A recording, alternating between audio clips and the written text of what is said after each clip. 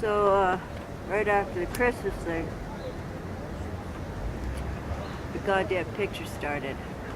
It was so putrid I couldn't take my eyes off it. It's all about this guy Alex something, who was in the war and loses his memory in the hospital and all. So he gets out of the hospital with a cane, he's limping all over the place, all over London. No idea who the hell he is. He's really a duke, but he doesn't know. So he meets this homey, sincere girl getting on a bus. Her goddamn hat blows off and he catches her.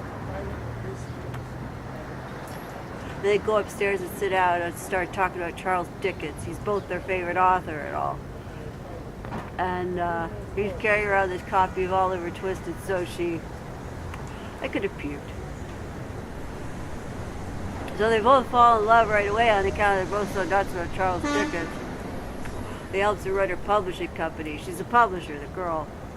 Only she's not doing so hot because her brother's a drunkard and he's spending all their dough. He's a pretty bitter guy, the brother, who used to be a doctor in a war, but he couldn't operate anymore because his nerves are shot, so he boozes all the time. He's pretty witty though. So Alec writes a book and the girl publishes it. They make a hatful of dough. They're all set to get married and old Marcia shows up. Marcia was Alec's fiance before he lost his memory. She saw him signing books in a store. So she tells him he's really a duke, but he doesn't believe her and he doesn't want to go with her to meet her mother, his mother. She's blind as a bat, his mother. Anyway, the homie babe,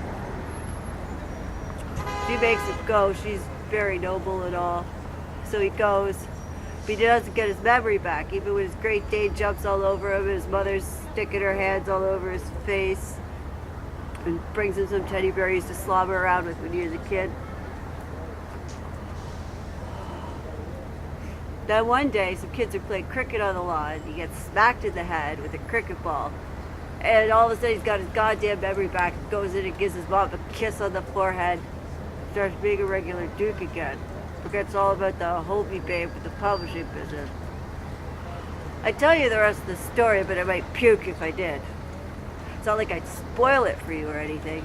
It's nothing to spoil, for Christ's sake. Anyway, it ends up with Alec and the homie babe getting married, and the brother gets his nerves back, so he operates on the mother, and she can see again. And then the drunken brother and old Marcia go for each other. Ends with them all at this long dinner table laughing their asses off because the Great Dane comes in with a bunch of puppies. Everybody thought it was a male, I suppose, or some goddamn thing. Anyway, don't see it if you don't want to puke all over yourself. The part that got me, though, was the lady sitting next to me. She cried through the whole goddamn picture. The funnier it got, the more she cried. You'd think it was because she was kind-hearted as hell and all. I was sitting next to her, she wasn't. She had this kid with her. He was bored as hell, had to go to the bathroom. She wouldn't take him.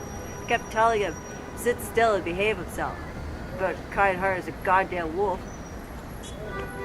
You know, you take people who cry their goddamn eyes out and phony stuff in the movies, 9 times out of 10, they're mean bastards at heart. I'm not kidding.